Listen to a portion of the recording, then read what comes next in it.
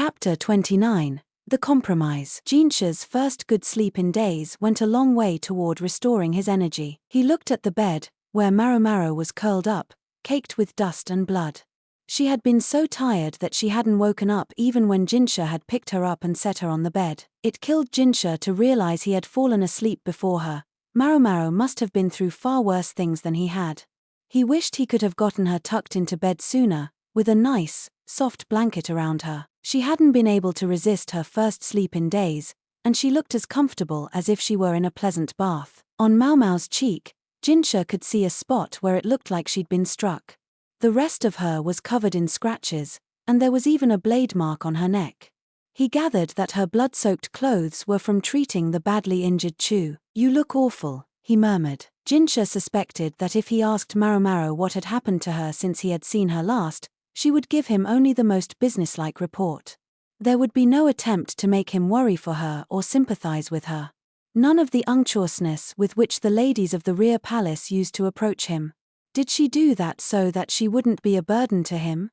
Or simply because she saw no point in getting emotional about it? If the former, then Jinshi wouldn't be content until he had done something about this infuriating, cat-like creature. Since he had stopped taking the medicine that allowed him to pass for a eunuch, he had fully regained his male functions. Did she realize he would be nothing but a beast if the cold chains of rationality hadn't bound him? "Young master," called his attendant, Ren. She came in bearing a change of clothes. "It's almost time. You need to have your food." I know. What about a bath?" Jinshi considered. "I think I'll pass. Not enough time, is there? Some might say it's not very sanitary to leave yourself covered in blood." Despite her little quip, Ren was smiling more than usual, Jinshi thought. "Shall I at least prepare some hot water?" she asked. Her gaze had alighted on the bed. Even if Jinshi didn't want to wash, he should probably allow Maomao to do so. "Yes," he said. "And a change of clothes too."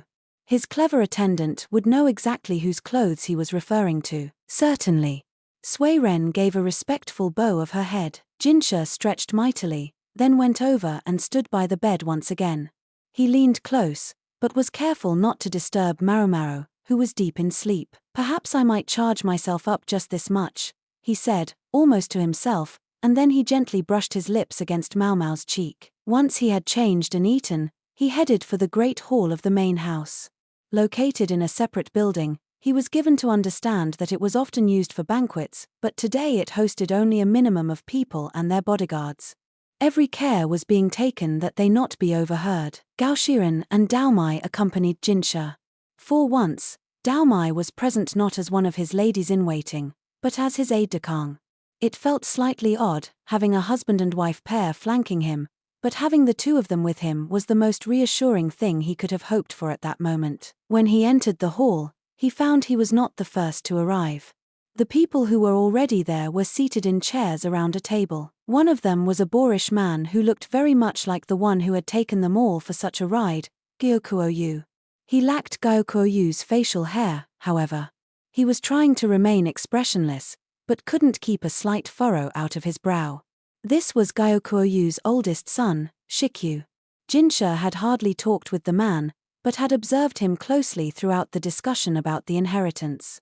He'd found as many points of dissimilarity from Gyokuoyu as he had points of resemblance. Sitting across from Shikyu was a younger man. In fact, he looked barely old enough to have had his coming-of-age ceremony, Hulan, the one who had been learning his craft under Jinshi's tutelage. He looked nothing like his brother Shikyu. Humble of attitude and so small, Jinshi could almost believe he still had another growth spurt to go through. At the moment he looked unusual. He was covered in bandages. "That's what happened when you threw yourself into a fire." They doused him immediately, so the burns weren't as severe as they could have been, but it still looked painful. There was one more person present as well. Normally, with the eldest and youngest sons in attendance, one might have expected that person to be the second son, but today, one would be wrong. Instead, sitting there smiling with her arm in a sling, was Chu. Her face was covered in cuts, and they must have done something to her torso as well, because the way she wore her robe looked awfully stiff. She had a cotton jacket around her shoulders to keep her from getting cold. Jinshi recognized it as the cotton jacket Bayu often wore, although Chu's husband wasn't there. Moon Prince. Long time no see, Chu drawled. She sounded so perfectly ordinary that Jinshi wondered for a second if she was actually hurt, but then he remembered the blood that had spattered Maomao's outfit, and knew how serious her wounds must have been. She could hardly have enough blood left. She might act insouciant, but her survivability was something else. Pardon me very much, Chu said, but may I remain seated? She was glancing at Daomai for confirmation, worried about how not Jinshi, but her mother-in-law, would react. Surely even Daomai would go easy on her wounded daughter-in-law. Jinshi answered for her. That's fine. Shikyu and Hulan were already standing, bowing respectfully to him. Shikyu was the first to speak.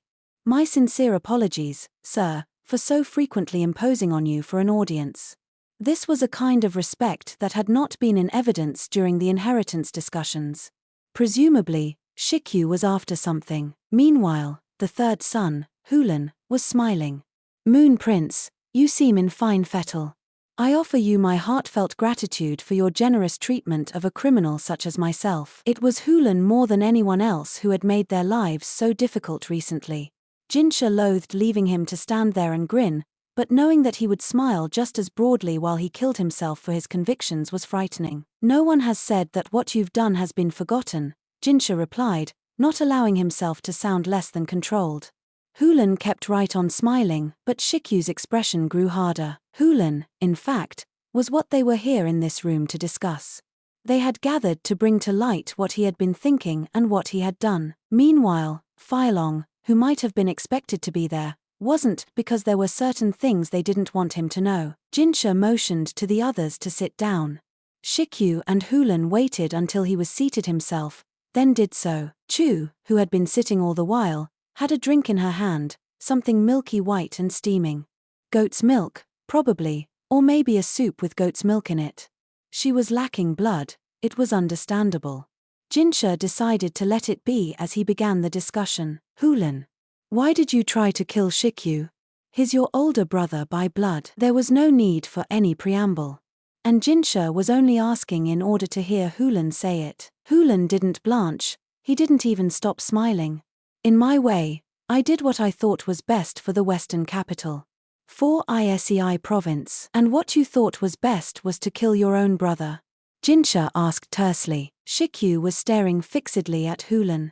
He must have been feeling very conflicted about his younger brother at that moment. I thought you and Shikyu were close, Jinshi continued.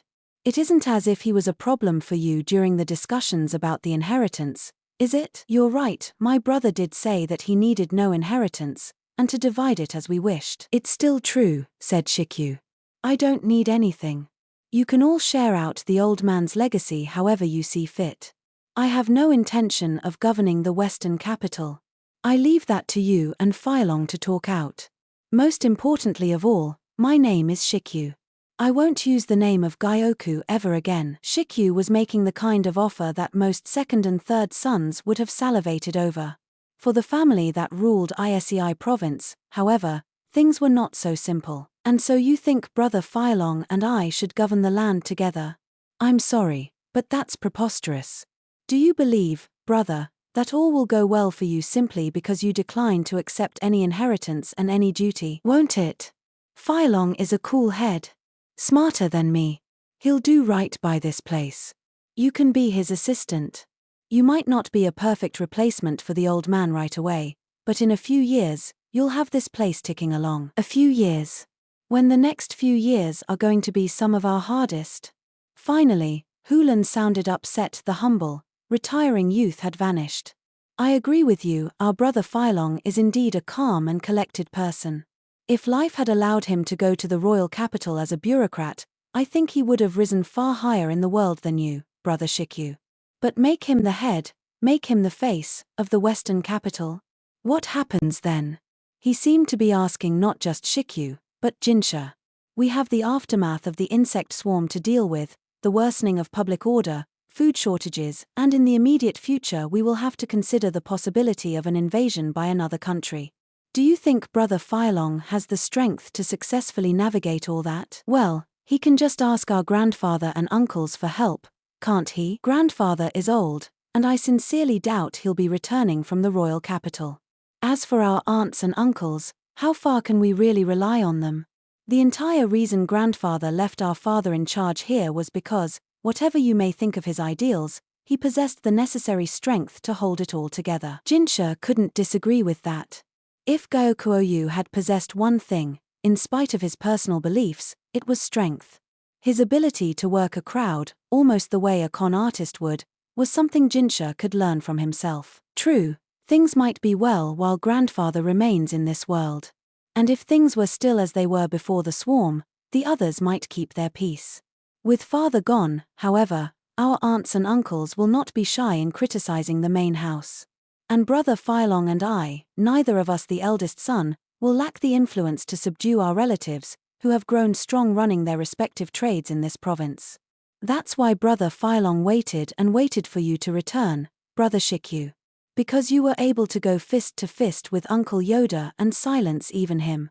You have the strength. Yoda was a nickname meaning youngest child. The youngest of Gyokuin's children was in fact Empress Gyokuyu, but the youngest among the menfolk would be the seventh son, the one who looked after livestock. The one who had supposedly been so incensed with Shikyu that they'd fought a duel with live steel. You're contradicting yourself, Jinshi said. So far you've done nothing but heap praise on Shikyu. I'm asking why you would have wanted to kill him. Chu piped up. It's not a contradiction at all. In her hand was a slice of soft fried bread. As long as Mr. Shikyu is alive, there will be somebody who backs him for leader. Which is a big problem if you're trying to lead without him. Precisely, Hulan confirmed. What good would having Shikyu out of the picture do you? Didn't you just say that you and Failong both lack the power to lead? Jinshi asked. At that, Chu and Hulan both grinned, the expressions oddly similar to each other. Indeed he did, Chu chirped. But Mr. Hulan, he found something, for better or worse. Someone he wanted in the Western capital more than his unmotivated big brother. Correct again, Hulan said, and stared directly at Jinshi. Jinshi got a bad feeling. Among Master Gyokuoyu's 3 sons, Mr. Shikyu is certainly the most suited to leadership. But as far as Mr. Hulan was concerned, if there were someone else available, there'd be no need to fret about the new use. His goal, you see, was to help the Western capital flourish. If there were someone with practical power, someone who would make sense as the political leader of the West, Chu, too, looked at Jinshi. I'm sure it would have worked, if I could have gotten rid of my brother Shikyu. In your service, Moon Prince, I don't doubt that myself and my brother Failong would have been excellent aides. With that, Hulan got out of his chair, knelt on the ground, and bowed his head. I realize I ask the impossible. Yet ask I must. Moon Prince, will you not stay in this city and guide the people of Isei province? I offer anything that might be of use on this path, even my own head. He pounded his forehead repeatedly against the floor, and his eyes were shining so brightly it was almost disturbing. The burns all over his body attested to the truth of what he said. Without quite meaning to, Jinshi backed up a step. He looked at Gaoshiren and Daomai, who stood in attendance behind him. After a pause, Gaoshiren said quietly, I have heard that the Mi clan teaches its members that the highest joy is to obey the orders of their master. The highest joy, Jinshi repeated uncertainly. Only say that you will remain here in the Western capital, Moon Prince, and I will gladly tear off my head with my own hand. Hulan said. I don't want you tearing anything off, Jinshi replied. Who would clean it up afterward? Enough. Stop. You don't need to do this. Shikyu knelt beside Hulan, then imitated his brother in pressing his head to the ground. You have heard the boy. All that he did out of love for Isei province. Please, do not imagine that there is any need to cut off his head. Well, Jinshi wasn't the one who had talked about cutting off anybody's head, was he? Hulan had offered to do that on his own. Brother Shikyu, I am of no special regard. If my life is what it takes to bring good upon the Western capital, what of it? There was no hesitation in Hulan's eyes. In fact, he seemed mystified that Shikyu would attempt to intercede for him. Chu simply sat and watched them, but her eyes squinted in amusement. It doesn't matter what you say, you won't get through to him, she drawled. He's been raised for this since the day he was born. The two of you just think differently.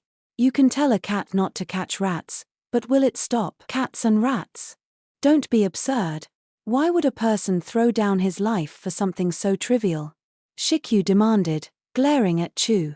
She, however, just sipped her goat's milk, unfazed. Something so trivial? If you can say that with a straight face, then you really won't ever be successor. I know your heart goes out to your little brother, but trying to take his role away from him, that's just selfish. I must say, Mr. Shikyu, you really don't have the chops to cut it as successor. You can throw away the Gyoku name, take on a nasty-sounding moniker, and make a lot of underworld connections if you like, but it doesn't suit you at all. You're in the way just by being around, so maybe you could go full puppet on the public stage. You want to protect your little brother, that's the way. Once she had let all this out, Chu took another sip of milk. Shikyu knelt there, dazed, whereas Hulan continued to look at Jinshi with his eyes sparkling. Chu wasn't done, however. And you, Mr. Hulan, give it up already. I know you have your duty, but if it butts up against Miss Chu's duty, you can rest assured she'll use every means at her disposal to crush you like a little insect.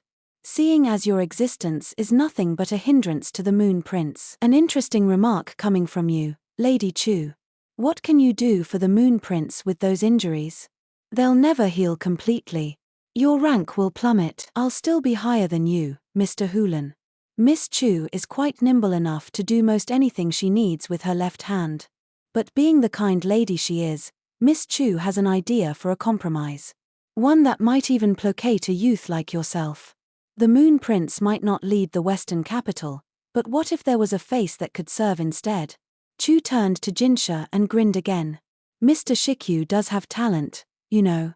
What his dear, departed father Master Gokuoyu was so desperate to possess, Mr. Shikyu has in spades.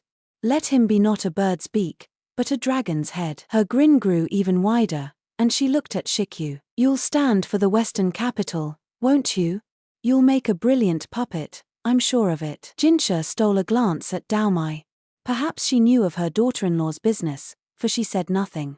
She seemed inordinately interested in the scraps of food left over on the table and dedicated to not learning too much about the thinking of the Mi clan. If he had known it would turn out this way, Jinshi reflected, he would have charged up even more back in his room.